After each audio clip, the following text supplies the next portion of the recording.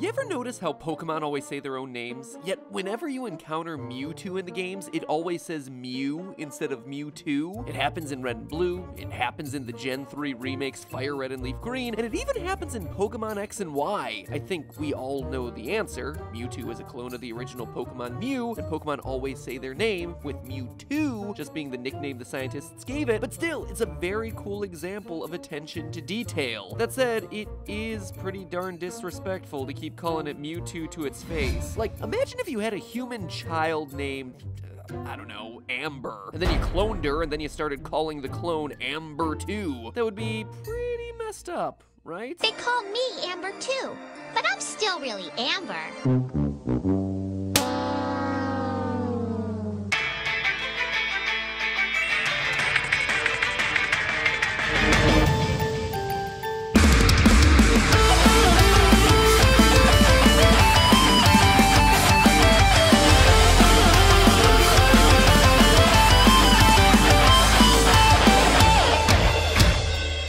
Internet, welcome to Game Theory, where we're just like Nintendo, constantly looking to make money off of old franchises. I mean, their first major Pokemon announcement of 2019 came out on January 1st, and it was a new Pokemon movie in the form of an old Pokemon movie. 20 years after its initial release, Mewtwo Strikes Back has now been transformed into Mewtwo Strikes Back Evolution.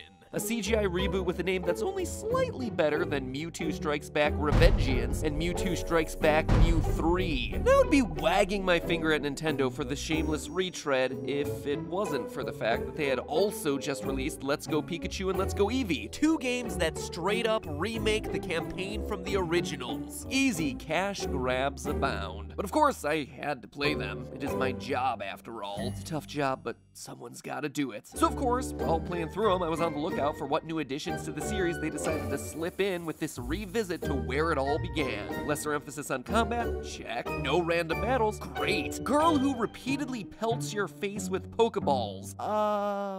What?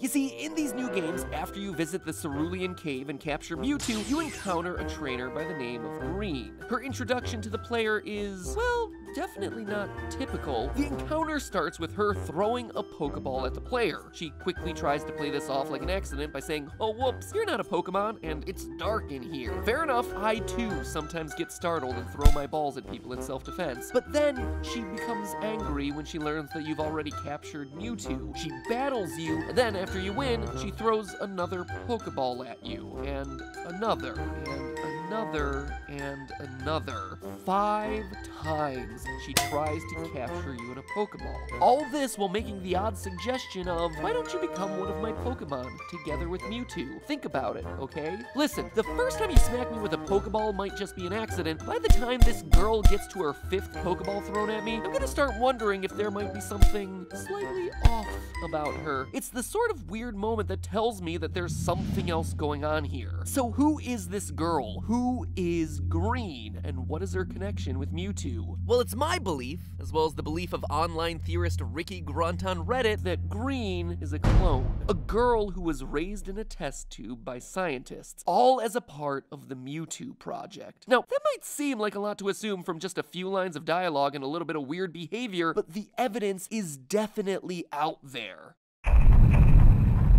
The Birth of Mewtwo was a 10-minute origin story that served as a prequel to the events of Pokemon's first major motion picture, Mewtwo Strikes Back, and it was created to be part of the movie's US theatrical debut. Now, if you originally saw that movie in theaters and don't remember anything happening before the movie about a Mewtwo origin, well, you're not wrong. The whole thing was cut prior to release, and the only pre-show that happened before the movie was the short Pikachu's Vacation. Then, when the movie came out on home video, a heavily cut-down version that reduced its runtime from 10 minutes to 2 minutes made it into the final edit. It wasn't until 2001 that the full 10-minute prequel finally got a release without any cuts. The fittingly dubbed, uncut story of Mewtwo's origin. So that merits the question, what was too hot for Pokemon to handle? What was so controversial and traumatizing that it got cut not just once, but twice in movie releases? Oh, it's no big deal. It was just the story of the death of a little clone girl. Here's the story as told by that animated short film. Mr. Fuji, the guy who hangs out at the Pokemon house in Lavender Town and is best known for giving out Pokeflutes to trainers needing to get some Snorlaxes out of their way, was part of a cloning project to resurrect the Pokemon Mew. However, Mr. Fuji's motives for joining the project were a bit more personal than he'd let on, as he wanted to use the same cloning technology being used to resurrect Mew to also resurrect his own deceased daughter, Amber. I must see my little girl smile again. Please let my theories be true. Mr. Fuji here sounds a lot like me every time I release a theory. Well, except for the whole dead daughter thing. Now, obviously, in the short, the Mew clone is named Mewtwo, but it's not the only clone we see. Charmander 2, Squirtle 2, and Bulbasaur 2 are also there. Rounding out that roster of terrible twos, though, is Amber 2, who, in case you haven't noticed the pattern by now, is the clone of Mr. Fuji's daughter, Amber. Amber 2 is somehow able to communicate telepathically with Mew and all the other Pokemon clones. All 5 live in an unconscious state, trapped inside their own minds as they're waiting to be fully born. But because Amber 2 has the memories of the original Amber, she's able to share her memories of the outside world with Mewtwo and the other Pokemon clones, teaching them about life in the outside world. I call this my Remember Place. This is where I used to live. What is that? That's the sun. It makes the whole world bright, and it keeps us warm all day. For Pokemon that have never gotten to know life outside of a cloning tank, Amber's memories are the only taste they ever get of the real world. It's actually a really touching story. Until, of course, they decide to crush your childhood by teaching a theater full of kids about their own mortality. You see, Charmander 2, Squirtle 2, and Bulbasaur 2 don't survive the cloning incubation process, and ultimately fade out of existence. Which, let's just be honest with ourselves, is children's movie shorthand for those dead test tube clones gonna be flushed down the toilet. But if that weren't bad enough, the movie then does the unthinkable. Amber 2 fades as well. Thank you for caring about me. And don't cry, Mewtwo. You're alive, and life is wonderful. Life is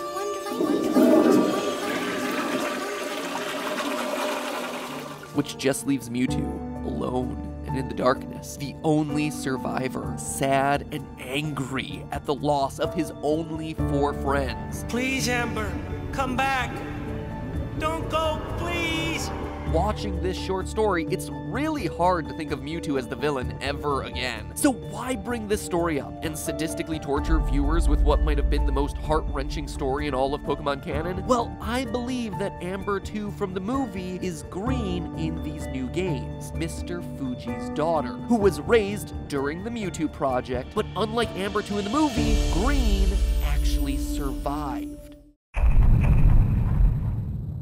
In the original Pokemon games, the Pokemon Mansion on Cinnabar Island is the first place that the player learns about the existence of Mewtwo through a series of journal entries. In the updated Pokemon Let's Go Pikachu and Eevee, though, you'll find more than just journal entries hidden there. Deep in the basement, there's a large tank. It's empty. According to the game text, quote, "It's a large container made of thick glass. It looks as if something has been beating on it over and over from the inside." And if that hint was too subtle for what's going on here, if you have Mewtwo as your companion when you're visiting the tank, you'll get this unique text. Mewtwo is staring ahead at the large machine. If Mew's with you, it's a similar story. Mew is staring quietly at the large machine. Given that this is clearly the tank where Mew was cloned and where Mewtwo was born, it would make sense that both of them would have a personal connection to this particular location. But here's the mind blow. Just past Mewtwo's cloning tank, you'll find 4 smaller cloning tanks, which precisely matches the number of additional clones that we saw in that Mewtwo origin short. A tank for Mewtwo, plus 4 more tanks for Charmander, Squirtle, and Bulbasaur, and the human girl, Amber.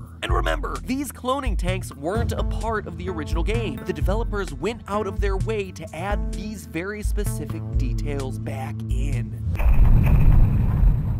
And while the Green encounter in Cerulean Cave is certainly memorable, it isn't the only time that she's mentioned. If you go back and re-battle Gym Leader Blaine on Cinnabar Island, he'll have dialogue that specifically mentions her. Ha! Well done returning here to my gym. By the way, I've been hearing an interesting rumor floating around recently. You wouldn't happen to know a young lady named Green, would you?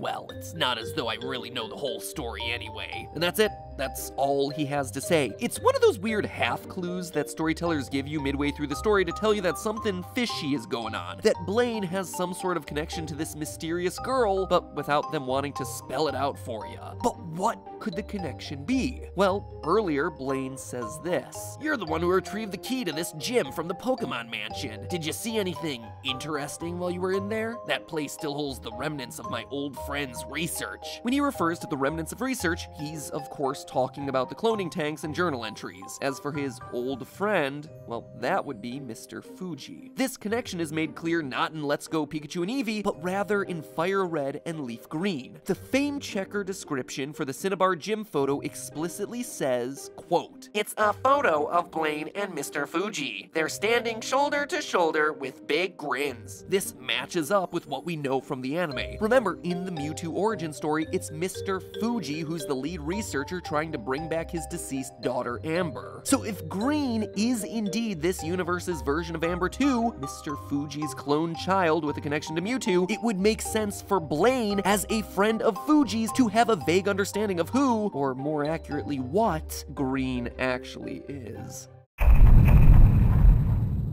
Green has 3 distinctive features that are explained by her being genetically and psychically linked to Mewtwo. First, there's the fact that she knows where Mewtwo is, let alone that she even knows he exists in the first place. Remember, Mewtwo is a secret project, a Pokemon mega weapon. To everyone else in the world, including your rival, they only know vague rumors, saying things like, "There's talk going around about some crazy strong-looking Pokemon being spotted." If Green became friends with Mewtwo through her telepathic communication when they were both gestating clones, just like we saw Amber 2 do, that would explain why she's so enthusiastic about wanting to catch Mewtwo, why she wants to be reunited with her friend. It's also why she's so upset when she finds out that the player beat her to the punch. Secondly, there's the fact that she has both of the Mega Stones for Mewtwo, which makes 0 sense for just a random trainer to possess. As a Pokemon who was lab created, items related to Mewtwo would also have to be artificially created. Green then would have had to have obtained them from someone connected to the Mewtwo project. And wouldn't you know it, but in the Pokemon Adventures manga, Blaine not only knows Fuji, but worked on the Mewtwo project, going so far as in the X and Y arc of that series, possess and use Mewtwo's Mega Stones. That in and of itself isn't conclusive of anything. The Pokemon Adventures manga follows its own canon. However, it does have a reputation for being more faithful to the spirit of the original games than the anime. According to the original creator of Pokemon, Satoshi Tajiri, quote, "This is the comic that most resembles the world I was trying to convey." And so if Blaine canonically has had the Mega Stones in the past, and in this universe actively knows about Green, well then we have ourselves a little line of possession for those very specific and very rare items. And lastly, we come full circle to the odd behavior that started this whole theory in the first place. The fact that she wants to catch you, the player, and tries throwing Pokeballs at you repeatedly. Seems like eccentric behavior for your typical human, but remember what happened with Amber 2 in the movies. If Amber and Mewtwo did indeed have a psychic link during the cloning process, that would mean that Green's first real friend would have been a Pokemon that she might have even had full-on conversations with, which, for an impressionable young girl with a troubled past, might blur the line between human and Pokemon, to the point where she actually thinks that she can capture a trainer if she uses enough Pokeballs. Mewtwo even struggles with the same question in the anime origin story, where Amber 2 seems not to care about the distinction between human and Pokemon.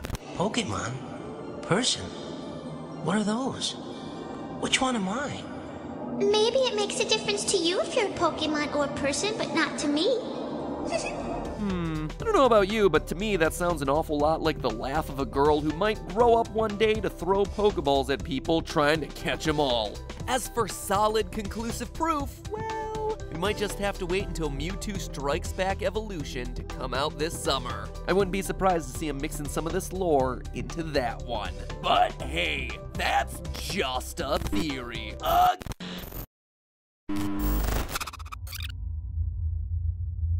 Greetings, theorists.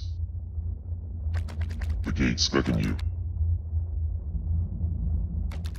Are you prepared to meet him? 3 symbols you must find. 7 plus 7 plus 7 must be eliminated, and the path to Ra shall open. Journey now to thetheoristgateway.com. He awaits.